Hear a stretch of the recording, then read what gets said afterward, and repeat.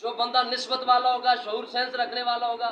وہ کہے گا جی یہ قائد ملت اسلامیہ شاہ نورانی صاحب سے محبت کرتے ہیں، چہرہ ان جیسا بنا لیں گے۔ کوئی کسی پیر سے، آپ اکثر جگہ جاتے ہیں، یہاں جو دربار عالیہ بوڑا شریف ہے،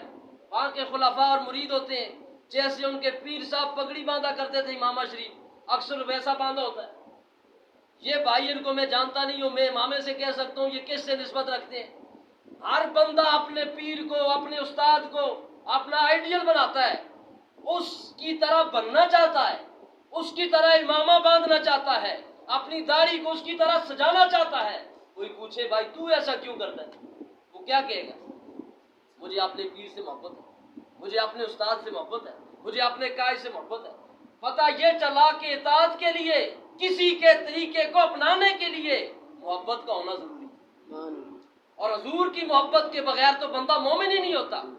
لا یؤمن احدکم حتی اکون احب الیہ من والدہ ووالدہ والناس اجمعین، او کما قال النبی صلی اللہ علیہ وسلم۔ حضور نے فرمایا اس وقت تک کوئی بندہ مومن ہو ہی نہیں سکتا جب تک ہر چیز سے، والدین سے، بیوی بچوں سے، والناس اجمعین، دنیا میں جو کچھ ہے اس سب سے بڑھ کر مجھ محمد سے محبت نہ کرے۔ سبحان اللہ۔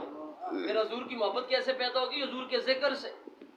حضور کے میلاد سے، حضور کی نعتوں سے، حضور کے ذکر سے حضور کی محبت پیدا ہوگی۔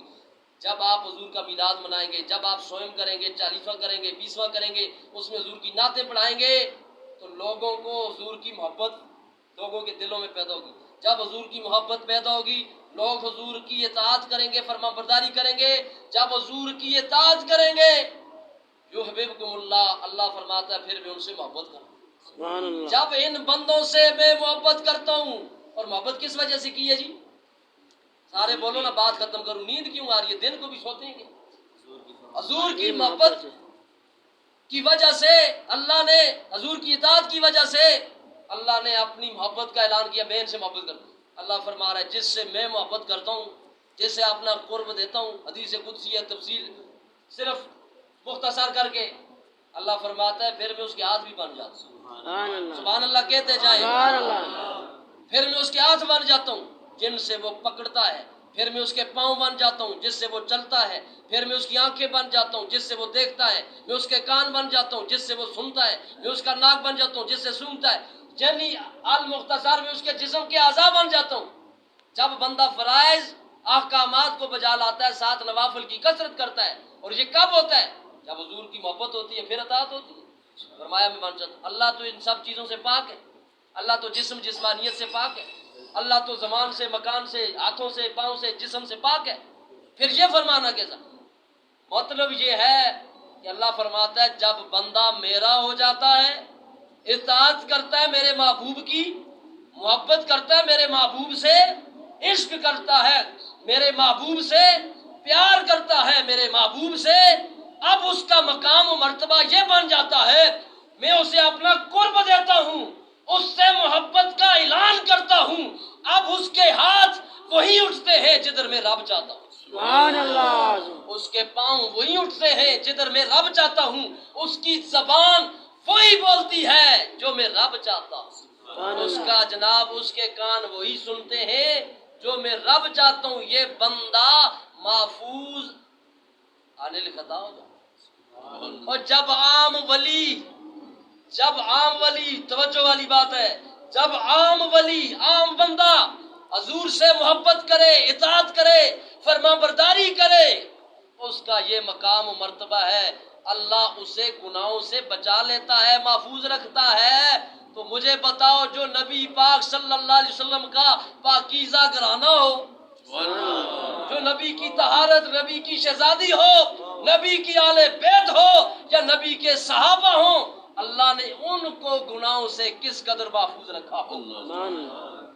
فرمایا ان کے بھی آدم صرف یہ ہوتا کس وجہ سے؟ حضور کی محبت کی وجہ سے، حضور کی الفت، حضور کے اطاعت کی وجہ سے۔ جب تک دیکھ کے نہیں آئے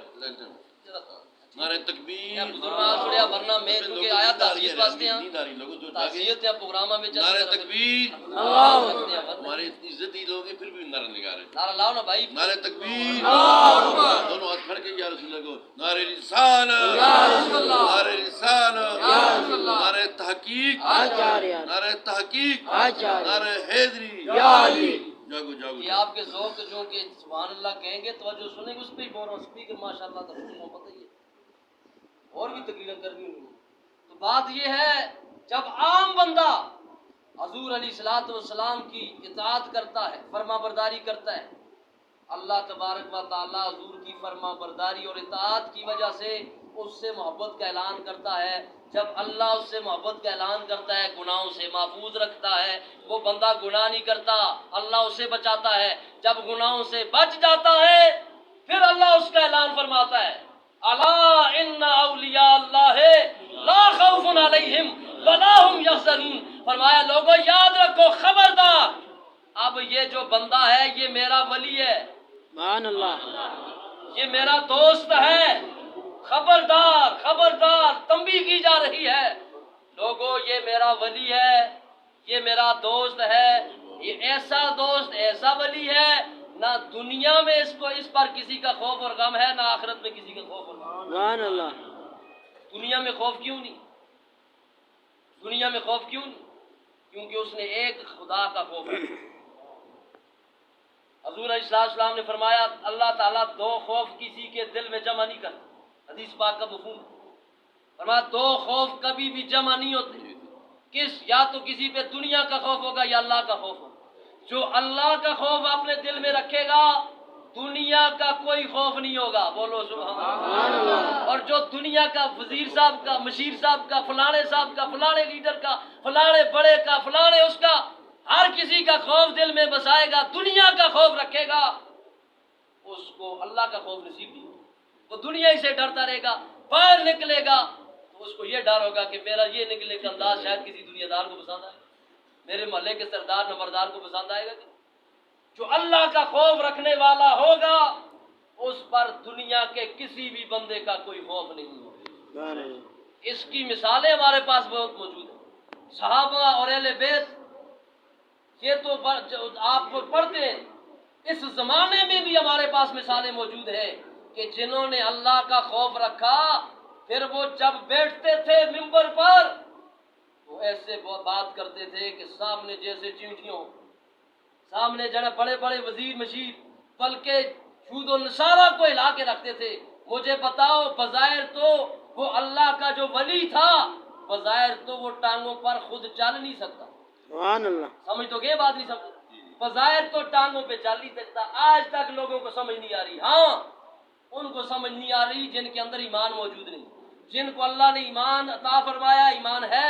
وہ آج بھی سمجھ رہے ہیں اس وقت بھی سمجھ رہے تھے سبحان اللہ کہ یہ بندہ درویش یہ بندہ ہماری طرح ایک عام بندہ کسی بڑے پیر کا بیٹا نہیں کسی بڑے مولوی کا بیٹا نہیں کسی بڑے جاگیردار اور نمبردار اور سردار کا بیٹا نہیں ایک عام ذمہ دار ایک کسان کا بیٹا ہے دین پڑھا ہے اس پر عمل کیا ہے استقامت اختیار کی ہے اخلاص اور للہیت مالا مال اس کے دل میں بھری ہوئی ہے آج وہ بندہ جب اپنی زبان میں بھی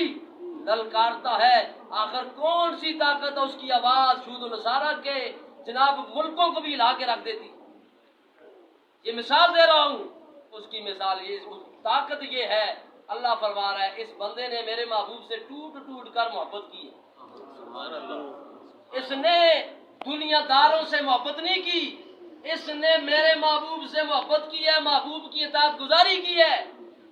اب میرا دوست بن چکا ہے جب میرا دوست بن چکا ہے تو اس پر دنیا کا خوف کیسے اب اس کو خوف ہے تو میرا